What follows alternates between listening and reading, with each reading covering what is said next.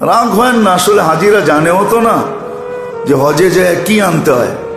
জানে হজে যায় জমজম আনতে হয়, জানে হজে যায় খেজুর আনতে হয়, জানে হজে যায় জায়নামাজ আনতে হয়, জানে হজে যায় তসবি আনতে হয়, জানে হজে যায় মক্কার যত বাজার আছে ঘুরা ঘুরা চাইনিজ জিনিস কিনতে হয়।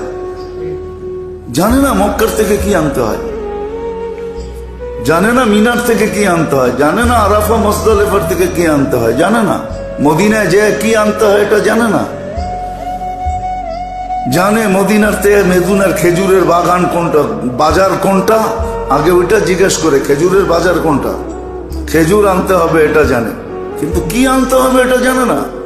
রাগ হবেন না, কিন্তু আমরা আপনাদেরকে বুঝাইতে চেষ্টা করতেছি, বাধ্য করব না, বুঝানো আমাদের কাজ।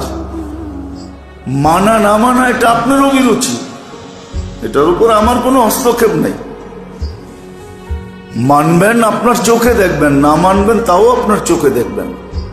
যে মানবে সে চোখে দেখবে, যে মানবে না সেও চোখে দেখবে, দুজনই চোখে দেখবে। এই জন্যই তো রু বাহির করার আগেই চোখে দেখাবে, রু বাহির করার পরে না, রু বাহির করার আগেই চোখে দেখাবে। হ্যাঁ, যখন সমস্ত প্রসেস কমপ্লিট হয়ে যাবে, যে এখন রু বাহির হয়ে যাবে, তখন দেখায়া বাহির করবে।